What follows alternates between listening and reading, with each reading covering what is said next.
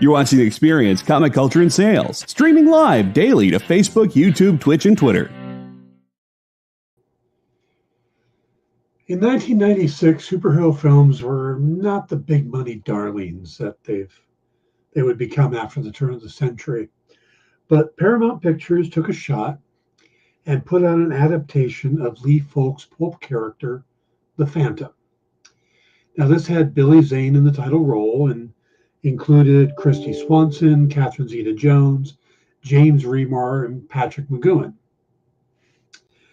Now, as the villain in this movie, whose name was Xander Drax, they cast Treat Williams. Now, Treat sadly passed away yesterday after a motorcycle accident. He was 71 years old.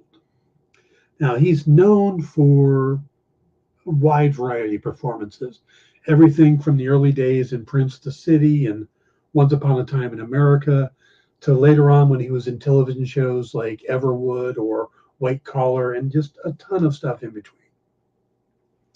But whatever role he played, he did so with skill and a complete understanding of what was needed to make the performance work. In the case of the Phantom, he was to play an over-the-top pulpy villain, just shy of literally twirling his mustache. Now, he was perfect foil for the earnestness that Billy Zane played the character dealing with the lineage of heroism in his family. It was one of a handful of enjoyable 90s films based on these pulp-style characters that also included like The Shadow and The Rocketeer. Now, Williams just chewed the scenery as Drax, and audience enjoyed every bite. Part of being a good actor is knowing when to be subtle and when to be larger than life. And Williams was excellent at both. He will be missed. Stay tuned for the Dan Wickline Show.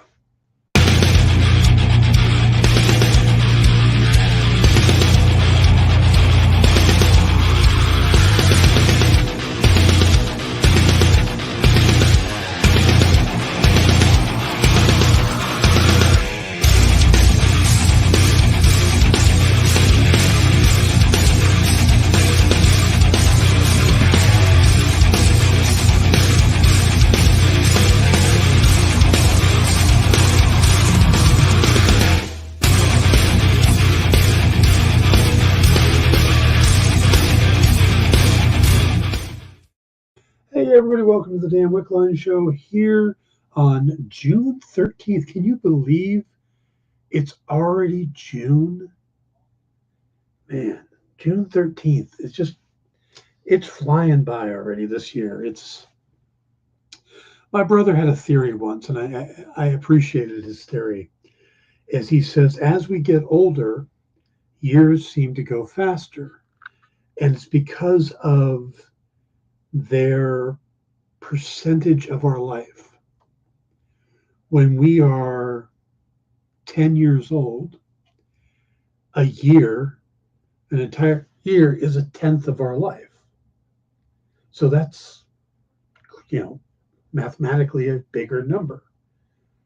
But when we get into our 30s and our 40s and our 50s, so when you're 50 years old, a year is now 1/50th of your life. It's the same amount of time, but the percentage that it takes place of your lifespan is smaller or faster. So you've just experienced, when you're a kid, you experience a year. It's a big chunk of your life. When you're older, a year is a small part of your life. And as I get older, that becomes more and more relevant. I think it's more true, and I think it's one of the wisest things my brother ever said. So, how you doing, Triple B? Hope you're driving home safely. Cool, good to see you, Ed. Glad you could make it. And we got Jay on the board. Jay will be joining myself and Kyle, and I think Sean, as we do in-stores this week, following right up after this. Then we'll have Minute to Skim It. and of course the Mint Hunter. So we got a good lineup today. You'll want to stick around for all of that. Today we're going to make another look at possibly the greatest Fantastic Four run of all time. Today's entry will be from John Byrne. It's going to be hard to top the Lee and Kirby one we did previously, but I'm going to keep going through, try to find which ones. So we'll be talking about some John Byrne Fantastic Four books today. Also, we'll break down the price of them when we get to those. So, but we should probably start with the news. We got some news to come up with. So let's do that. Hey, Kenneth. All right. I'm telling you, every time I hear that news little jingle, it makes me want to switch into that news radio pro voice where everybody talks like this. The CW has renewed Superman and Lois for 10 episodes, 4th season. Following months of negotiations, it will be the last remaining DC series on the network. Next season, Superman and Lois, which was part of the CW's Arrowverse, was one of 3 shows on the network, all from Warner Brothers Television and studio-based Berlanti Productions, which were awaiting renewal decisions alongside of All-American Homecoming and Gotham Knights. Superman and Lois and All-American Homecomings are getting picked up for next season alongside previously renewed tentpoles All-American and Walker. Freshman series Gotham Knights has been canceled. To make the dual deal possible, there will be budget cuts that include reducing the number of series regular cast members. Superman and Lois have 12 series regulars. The leads are not expected to be affected, but supporting cast members will likely be. Speeding up the decision is the fact that the cast options are set to expire this week. We need to make you a short news video with that. All right. Moving on, we'll go back to normal voice now, and this is more a serious story. We know that Marvel's already dealing with Jonathan Majors' situation. Well, over the weekend, it came out that Black Panther 2 star Tenoch Huerta, who of course plays Namor, is responding to sexual allegations of his own made against him by activist and saxophonist Elena Rios. But his response is a firm denial. Now, Rios posted allegations against Huerta of emotional and sexual abuse via Instagram on Sunday. In Spanish, she said, "It's very difficult to speak about the emotional abuse and abuse by a sexual predator who is loved by the world for playing a character in a movie like Tenoch Huerta. He appears charming, which is charismatic of a narcissist, and a good deal of victimization." Now, his response was, "A false and completely unsubstantiated accusation about me has spread like wildfire, and I cannot let it go unchallenged any longer." This is him posting to his own Instagram on Monday. He explained that he and Elena dated for several months, about a year ago, and it was entirely consensual at all times, adding that there are other witnesses who can attest to this. Throughout the relationship, he says it was a loving, warming, and mutually supportive relationship. But after it ended, however, Elena began to misrepresent our interactions, both privately and in front of groups of mutual friends. As a result, a few months ago, I engaged a legal team to commence the appropriate actions, protect my reputation, and refute those irresponsible and false accusations that can cause great prejudice and damage. Although I am by no means perfect, I know that these allegations are simply untrue, and while I will always work to improve myself, I need to contest claims that are both false and offensive. So, to me, that seems similar to the Majors thing, where he came out and completely denied it. And like Majors, it's going to have to play out. But yeah, Marvel, kind of needs to start figuring out what to do with these things. How many came out against Majors? I believe only the one. I know that there was a couple of third party people started talking about Majors. I don't think there was any official things, but the court case is still happening, so we're going to have to wait. I think it's later this month, probably in the next few days, when we'll start hearing more about majors.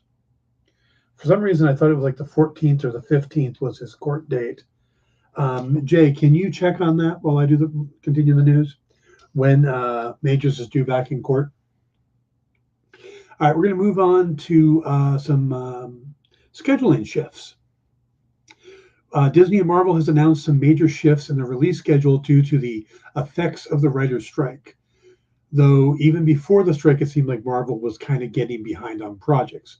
Now, the first two big moves that people are talking about are the two Avengers movies that are going to be part of Phase 6. Avengers Kang Dynasty, that's going to go from May 2nd, 2025 to May 1st, 2026. So that's getting bumped a full year.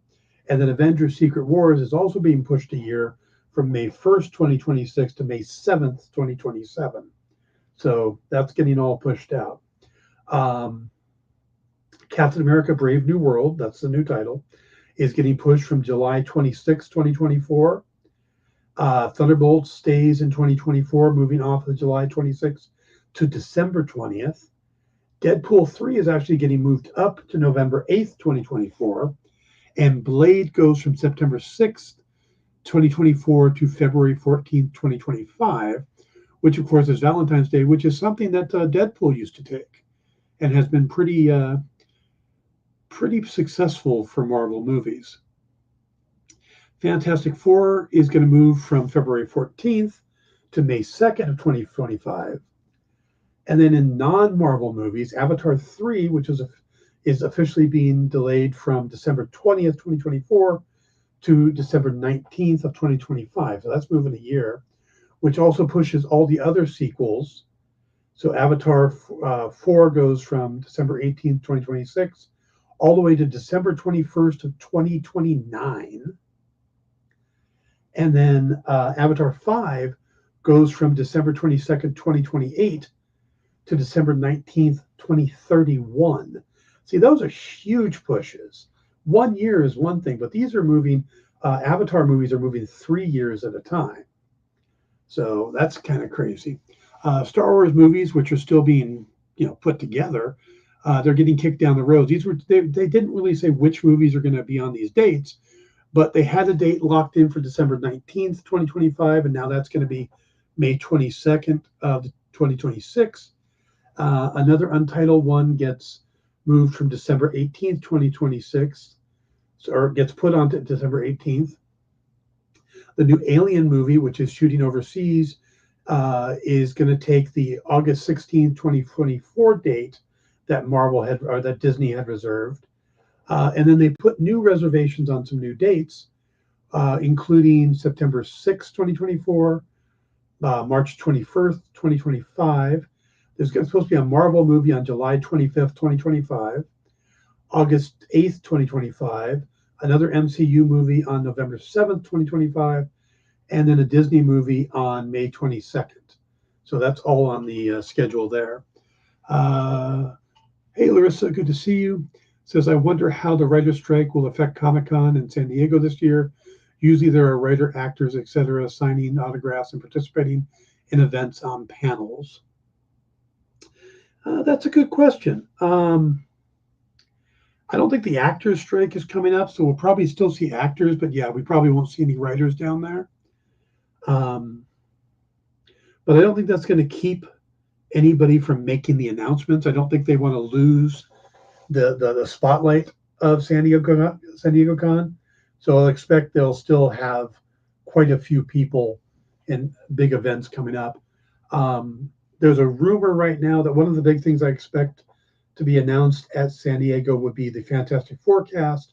There's suddenly a rumor that the two people that were up for Reed and Sue, which were Adam Driver and Margot Robbie, that financial negotiations have fallen through, and basically they're starting over on the casting.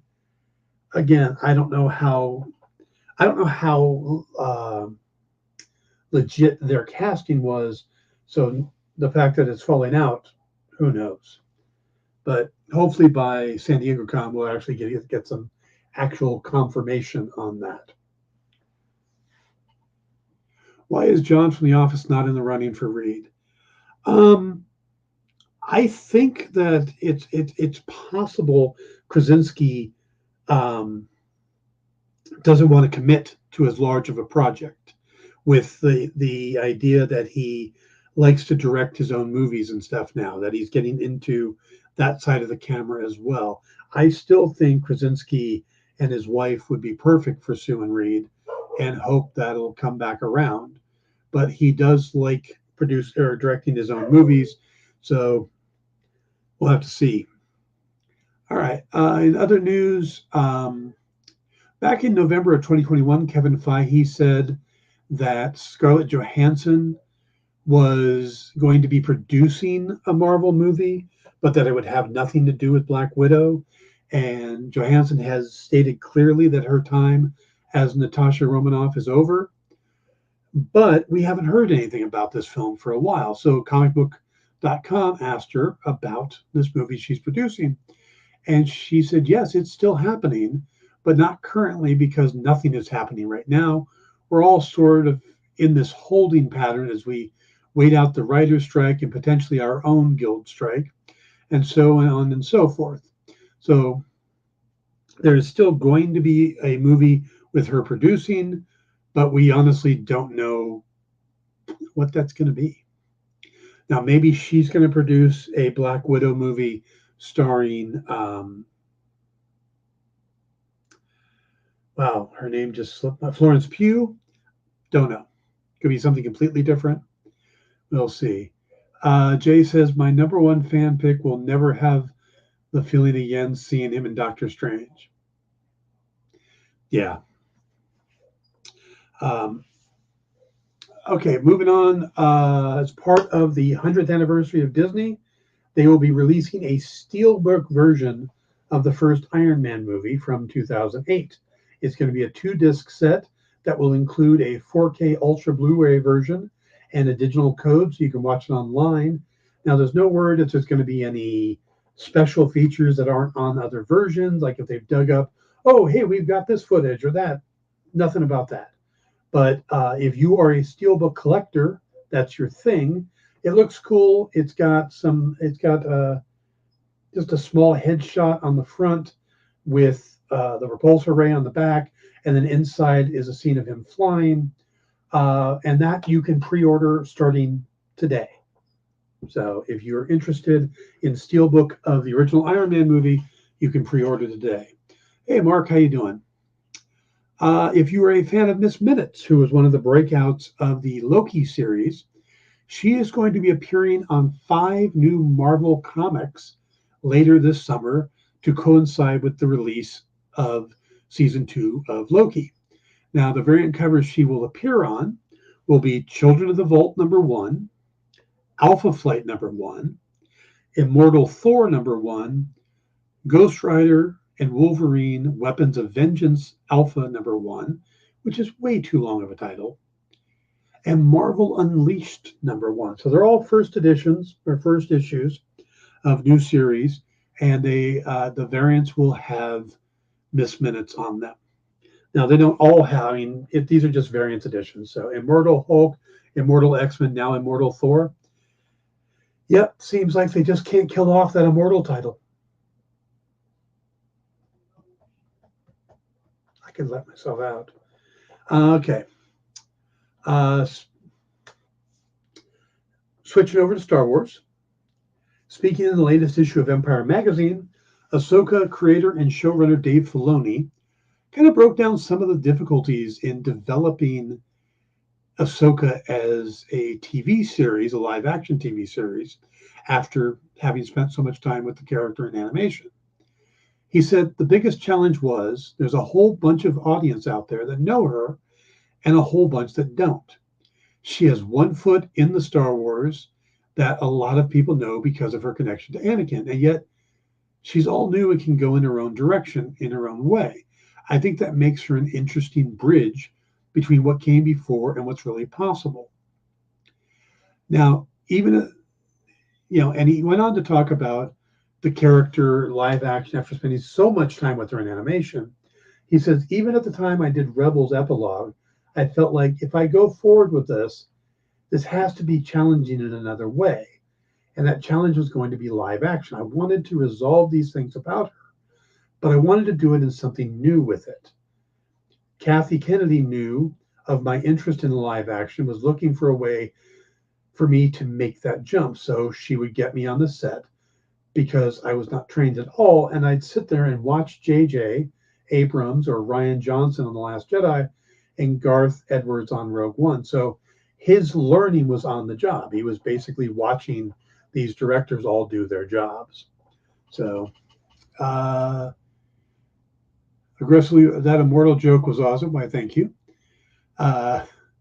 Jay says, welcome to everyone. Oh, make sure to drop Dan a heart or thumbs up. Yeah, please hit the like and subscribe buttons. Those are greatly appreciated. Moving on, we got lots of news today. Warner Brothers held the premiere of the long-awaited DC spinoff, The Flash, yesterday in Hollywood. And with it, Ezra Miller appeared. Now, Ezra has been kind of keeping a low profile, and he hasn't really been hyped in. They've downplayed him as much as humanly possible in a movie that he not only stars, but has a second, is two different characters in the movie. So they've downplayed him as much as they could. But, he was a huge subject of tabloid headlines, having to do with an alleged assault in Hawaii to unlawful trespassing in a neighbor's home in Vermont. So for them to come out and make their red carpet debut is kind of interesting. Now, before the screening, Miller actually thanked multiple people like director Andy Muschietti, Zack Snyder, and Warner Brothers Discovery boss David Zaslav. Miller also had some words for what he referred to the dynamic duo of Peter Safran and James Gunn, saying that they were grateful for your grace and discernment and care in the context of my life and in bringing this moment to fruition. Now, back in August, the actor confessed to suffering some complex mental health issues and began ongoing treatment. They reportedly sat down with Warner Brothers Motion Pictures Group, at the time bosses Pam Abdi and Mike DeLuca, who were kind of in charge of things before Safran and Gunn came in, to also make good. So they have made their kind of mea culpas and are trying to get therapy. So it is kind of up in the air. And I know there's been a lot of people who think they should have just cut and run.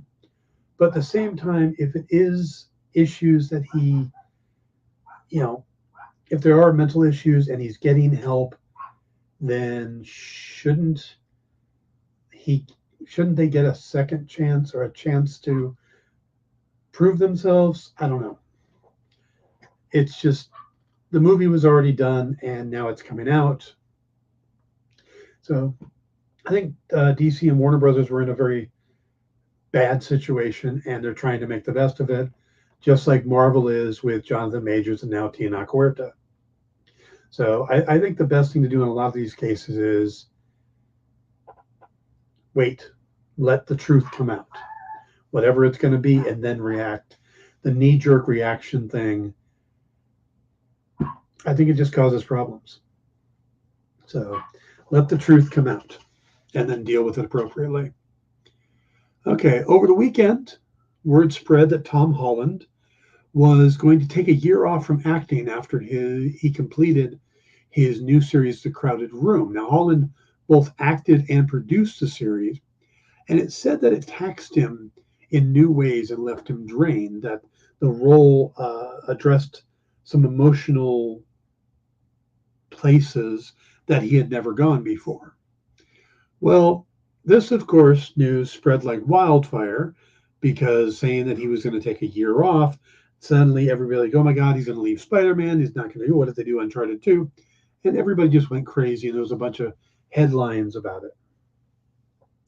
Well, Holland has come out and kind of set the record straight a little bit in that he's already 8 months into his year off. So he's only got 4 months left.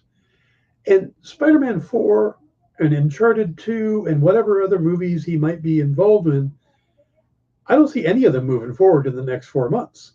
None of them have scripts, and there's no writers to work on it. So I think people can cool their jets a little bit on, you know, him just being done with ever. So just calm down, people. All right? Calm down. So, all right. That is the latest news from Hollywood. No one is thirsty for Uncharted 2. You may be right. I've watched the first 10 minutes of the movie with the idea that I was going to get back to that. And that's been a couple months now. All right, let's take our first break. And we come back, we are going to talk about some John Byrne Fantastic Four comics. Be right back. Did you know that every Experience show, including some exclusive content, streams on Twitch? Check it out, twitch.tv/the_EXP. Or just scan that QR code. To be continued. 3 little words that hold the secret to the next great story. 3 words that will thrill you, confound you, give life to new possibilities. Every variation of To Be Continued is a promise of adventure, a promise of excitement, a promise of unseen wonders and unexplored worlds. A promise that every issue you read makes you a part of a never-ending journey, and behind every page there will be an unopened door waiting for you. This story to be continued at your local comic book shop today. Visit comicshoplocator.com today. Imagine being at a convention and going to an interview panel that's just for you. No bustling crowds, no hours-long lines, just you, the moderator, and your favorite comic book creators. Well, this is pretty much that. Miss Jen sits down every week with 2 comic book creators for a live stream interview about their latest work, and you can ask them whatever you want. It's Talking Shop, Mondays at 5 Eastern on The Experience, Comic Culture and Sales.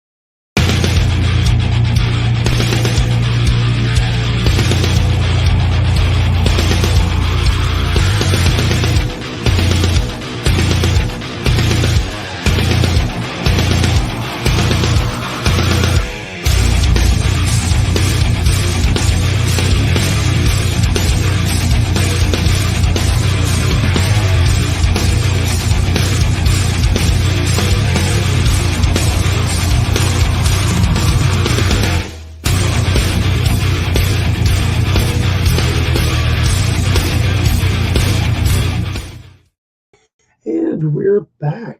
Welcome back, everybody, to the Dan Wickline Show here on The Experience. Remember to stick around. We have in stores this week, Minute to Skim It and Mint Hunter, all coming up after this. I wanted to give you guys an update on one of the things that we've been doing. We will be getting back to the Jack of Hearts thing. I haven't forgotten about that. But Warhammer had an interesting twist happened this weekend. Lisa came down to visit, and she has been interested in building a Warhammer army as well. And since we always play D&D together and do all this stuff together, it makes perfect sense. So she, the freebie this month were these Seraphim warriors, Saurus warriors from the Seraphim, which are these dinosaur creatures with shields and big maces with spikes on them. And she's taken quite a fancy to that line of characters and said she wants that to be her army. Well, there's one little problem. The ones I've been building, the Grey Knights, which I'm moving along quite well with, and should actually have a 500-point army ready to play maybe within the next week. That's Warhammer 40K. That's the sci-fi version of their game system. They also have Warhammer Age of Sigmar, which is the fantasy side. And the rules are not the same. They're close, but there's differences and stuff. So you can't really take one army from 40K and an army from Age of Sigmar and have them fight. I mean, there are ways around it, but you're not supposed to do that. So Lisa and I and my nephew Michael, we all went to the Games Workshop store this weekend, the Warhammer store, and it seems that Lisa very much wants to build the Age of Sigmar army. So now Michael and I are also building Age of Sigmar armies. So yeah, I'm once I finish with my Grey Knights army, which I just bought. I bought the Combat Patrol box, which is kind of a starter box, and then they have a slightly smaller, cheaper one called Boarding Patrol. And I ended up picking that up this weekend. So I got like 16 more miniatures to paint. And then when I put them all together, I have over 1,000-point army. So I'll be really ready to go. My nephew went ahead and picked up the Caradon Overlords, I think they're called, which are basically these steampunk dwarfs that have flying ships and stuff that are dirigibles. And he's already starting to build his. So he did this just because Lisa's like, I'm going to build an Age of Sigmar. And I said, well, I'm going to have to buy one, build one so that I can play her. And now he's in too. So, and I've already picked my army, but instead of, I'm going to finish my Grey Knights army first before I start on what I'm going to build is likely the Slaves to Darkness. So I picked up the Boarding Patrol for Grey Knights, and I got her three warriors on Raptors. So she's well on her way to having her army. So hopefully I'll have lots more stuff to show you guys soon. All right, let's go ahead and move on to Fantastic Four. Now, I started looking to see what is the best John Byrne 10 issues within his run. He had a huge run. The guy was on the book for a long time and did some amazing stuff. So I wanted to see what were considered some of the best. And one of the ones that really climbed to the top was the Into the Negative Zone, that story arc. And even though it carried into a couple other titles, I'm just going to focus on the issues that were part of the Fantastic Four run. The story afterwards, safe to say Dan's addicted. 2022 was the year of Crochet. 2023 is the year of Warhammer. So I've got to finish it because I don't know what the hell 2044 is going to bring. But so, and we're going to take the period that it's going to lead towards the trial of Reed Richards, but it doesn't include the trial of Reed Richards. So if we'd done 12 issues, it would. But we did the next 10, the 10 that start with the Into the Negative Zone. So these are what a lot of people consider the best 10. Like I said, I probably should have done 12, but I only did 10 issues of John Byrne's run on the Fantastic Four. And there are some others. A lot of people like the Malice storyline, where he basically takes Invisible Girl and turns him into Invisible Woman, but does so by making her a villain for a while. But there's also some people who didn't like that part of the run. So we're going to go with this. We're going to start off with Fantastic Four number 251. Now, again, these are all John Byrne and John Byrne. So he wrote and penciled. And this issue is Reed has built a new portal to the Negative Zone, and Ben is not happy about it. Will the Negative Zone potential outweigh its dangers? Meanwhile, Johnny finds himself in a love triangle with his actress friends. And I love how they do this. There's always a focus on the family, but Johnny has always got like the side story. And I think we realized this when we were talking about the last run with Lee and Kirby, is that Johnny is that way for readers to connect with the family.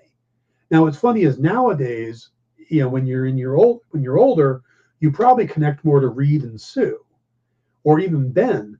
But when you're a younger reader, Johnny is your way into the team. Let's see, not a fan of Mullet Sue with the ooh la la chess piece. Yeah, this is all before that. This is right before they do the costume change from blue and black to dark blue and white. So, all right, then we have 252. And this one is probably best noted for it being a horizontal comic. I mean, the whole thing is printed and turned on its side. This one, our heroes discover a primitive culture deep within the negative zone. At the Baxter building, Alicia and Franklin have some unexpected company. So this one's called Cityscape, and it's all about finding this whole community. And it reminds me a little bit about what they did with the Quantum Realm in Quantum Mania.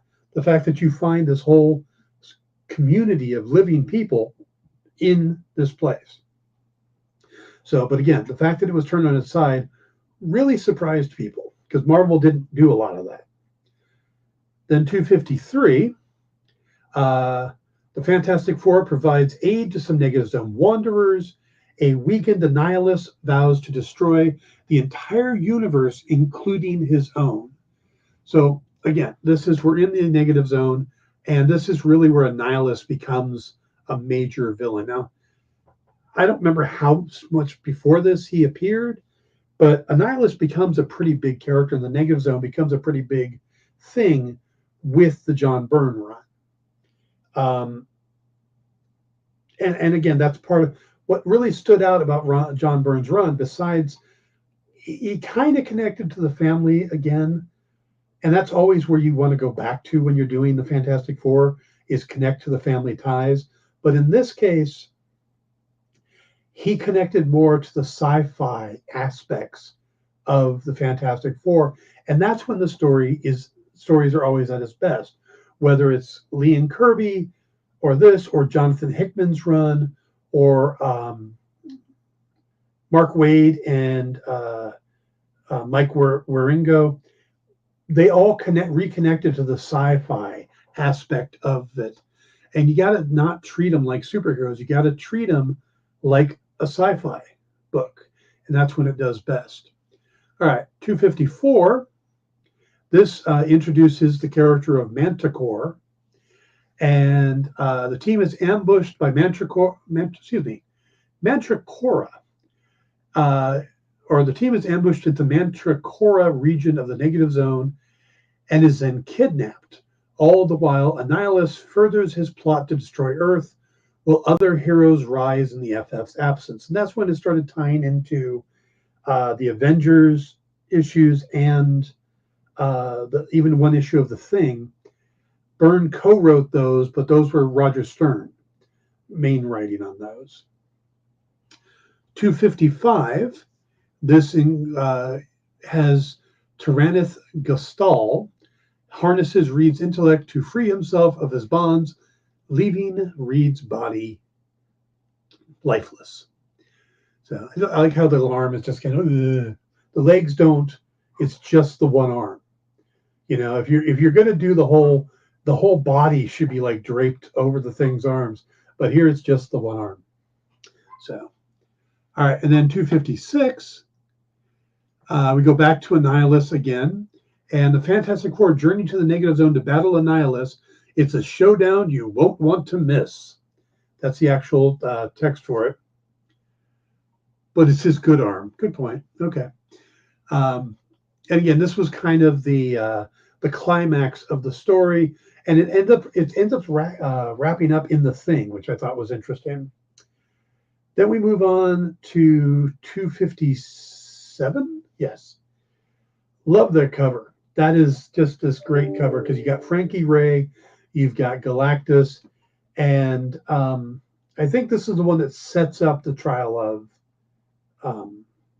Reed Richards later. It says the Fantastic Four put their heroic duties on hold to monitor the health of Alicia and Franklin and attempt to rebuild a normal life, but normalcy is unobtainable for the Fantastic Four. And I believe this is the issue that Reed actually saves Galactus, which is what he goes up on trial for a few issues later. That last cover, Reed has 3 arms. Okay. Well, you could probably make a third arm if he's really, All right, and then 258. Yes. This is kind of iconic. The cover itself, people seem to love it for this cover.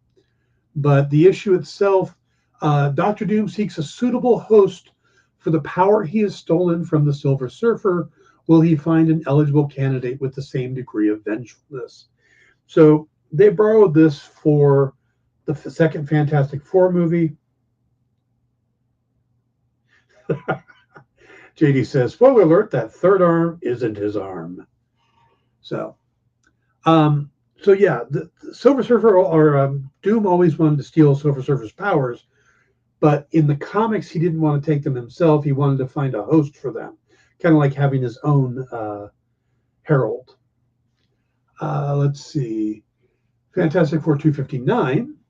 The battle breaks out between Tyros and Ben, and a pregnant Sue is presented with an ultimatum by Dr. Doom. So, I mean, that's the thing, is we go from the Annihilus storyline to a Galactus thing to a Dr. Doom Silver Surfer story.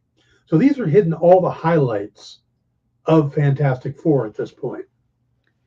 And then the final issue of this run, Sue, Johnny, and Ben battle Tyros along with the Silver Surfer. Meanwhile, Namor the Submariner faces grave danger at Avengers Mansion. So just in case, you didn't think it was enough to have Dr. Doom and Tyros and Galactus and Annihilus, but we're just going to go ahead and throw in the Submariner at the end there. So, and of course, Reed goes missing through all this. That's why you only have the 3 of them there. And again, this leads into Reed, but you'll also notice that when they've returned from it, that's when they get the change of the color on their uniform. That's why we're in the darker blue or black and the white. So, is the grove danger at the manor and assault allegation? See, nice connecting to that. So yeah, this is a second possibility of the greatest Fantastic Four run. Now, I'm still more leaning towards the Lee Kirby run because that's where we introduce the Inhumans, Silver Surfer, Galactus, and Black Panther in 10 issues. But here you get basically Annihilus, the setup of the Negative Zone, a strong Doctor Doom story with Silver Surfer, and then, even get some, a Galactus story in the middle that sets up the trial of Reed Richards, which, again, this probably should have gone out to all 12 issues, but this is a pretty strong run. So I think this is a good contender. Now, I've also was looking at some Mark Waid books, some Jonathan Hickman books. So, but like I said, if you guys have a particular run of Fantastic Four books that you think should be considered, let me know and we'll do a show about them.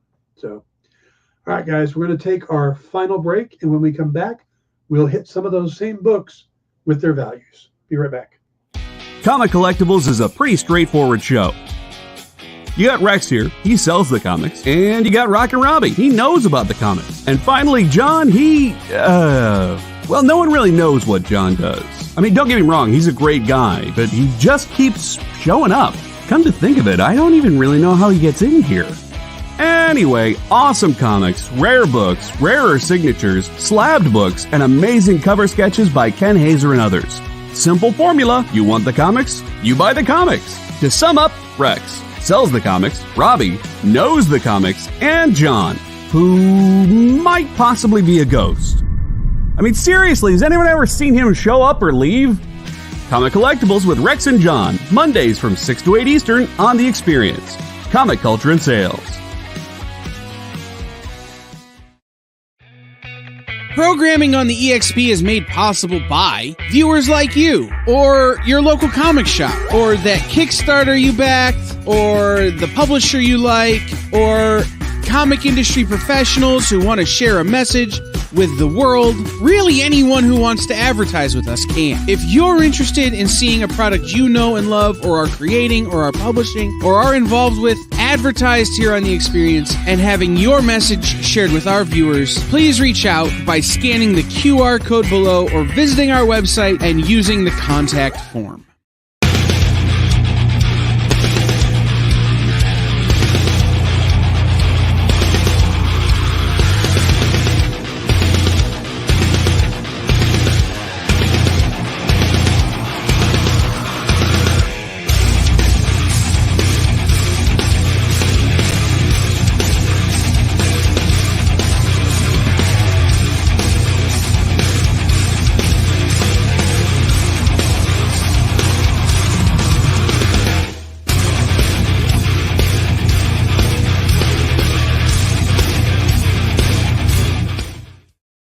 Hey everybody, welcome back to the Dan Wickline Show. Trying to think if there's anything I need to plug for the week, but no. Something that real quick is interesting is I recently signed on to do a new ongoing series for a small publisher called Ethereal that do a lot of books through Kickstarter, and then they have a handful of stores they get into. It's a project I've been wanting to do for a while, and they recently announced that they are looking for an artist for the series. So if you are an artist or know of someone that is looking for regular work, reach out, look for Ethereal on Facebook, and maybe we'll be working together. So, all right, let's go ahead and take a look at these key collectibles from the books we just did. Fantastic Four key issues, the John Byrne run. That's an Alan Davis picture. All right, let's go with the first one here. Fantastic Four 251, Reed has built a new Portals of Negative Zone. Now, none of these are that expensive. So these are books you could easily pick up. Here, you're looking at about an $8 high-end median street. You might even be able to find it in the dollar bin. So, but this is where the Into the Negative storyline, I just chose a picture. This is where the Into the Negative Zone starts. Then we have, this one's got a little more money to it because of the horizontal thing. And again, it's the whole book is done this way. So it's not just the cover. The whole book is sideways like that, which I remember getting and thinking that was awesome. This one goes for about $20 on the high end, $8 on the median, and $2 on the low end. Again, it's a fun book, and it's neat to see the landscape of the Negative Zone done in landscape. So after that, we have the Fantastic Four provide aid to some Negative Zone wanderers in Fantastic Four 253. This is a $13 comic on the high end, $5 on the median, $2 on the low end. Then we have 54 was the Minds of Mantracora. And it's a pretty cool cover. You know, has that stark negative space, but I like that a lot. High end on this is only $5. Median's only $2, low end's $1. You should easily be able to find this one at a good price. Then we end up with 55, and this is the one where Reed looks dead and has like 17 arms or whatever it is. High end on this is $10, median's $5, low end is $2. Then basically the big showdown with Annihilus in the Negative Zone. High end on this is $15, median is $9, low end is $3. And I really like, again, like the Mantracora one, this is a great use of the negative space. And, you know, the team is in the center of the hero. So these two kind of go together. Yeah, JD says 256 is a great cover. And then kind of similar again here. So it looks like Byrne was going through a phase of wanting to use blacks and negative space. This one here goes for, this is all about the destruction of Tamax 4, the Skrull throne world by Galactus. High end on this is 12. Median is $3, low end is $1. Then we get 258. Again, now I like how he's ripping into another comic or into the first page. Because I think if you do look at the first page, it's that, which is a really cool design idea. And of course, this is him stealing the powers from Silver Surfer. High end on this is 18, median is 5, low end is $1. All right, from there we get, and again, negative black space. So this was a thing he was doing, that John Byrne was doing for a while. You'll also notice that this is where we start seeing the different colored costume. So it's within these issues that the costume flip takes place. Fantastic Four 259. I think it actually takes place when they finish beating the Nihilists. So high end on this is 15, median is 8, low end is $2. Then we got 260, which wraps it up. This is Sue, Johnny, and Ben fighting Tyros alongside the Silver Surfer. High end on this is about $9, median's 3, low end is $1. And again, there's 2 issues later is the trial of Reed Richards, which was another big thing. So I'd say get these 10 plus the next 2, and you've got one of the best John Byrne runs, or the best series of books in all of John Byrne's run. So, all right, that wraps that up. This is interesting. This came up while we were doing the show. I want to pull up the news story. This has to do with James Gunn talking about the upcoming stuff for the DCU. He was talking to Michael Rosenbaum. If you get a chance to listen to the Inside of You podcast, they're all great because Rosenbaum, who of course played Lex Luthor, voice of the Flash on Justice League Animated, talks to these people and he gets them to open up about a lot of stuff. And he's talking to James Gunn, and Gunn says that the upcoming Blue Beetle for the movie is going to be featured in the new DCU. That even though Superman Legacy is considered the first DC movie, Jamie Reyes is going to stick around, the one we're going to meet in Blue Beetle. So the quote is, because relatively the MCU and now the DCU in film, which really doesn't start, I mean, the first DCU character for sure is Blue Beetle, and the first full DCU movie is Superman Legacy. Now, how that's going to work, I don't know. Because the Flash is supposed to finish off the Snyderverse and then start the next thing, and then Superman is supposed to start the new one, but we've got 2 movies taking place plus some series. We've got the Creature Commandos is supposed to be part of the new stuff, and the Waller series is supposed to be part of the new stuff. So I can see that connected, but how Aquaman and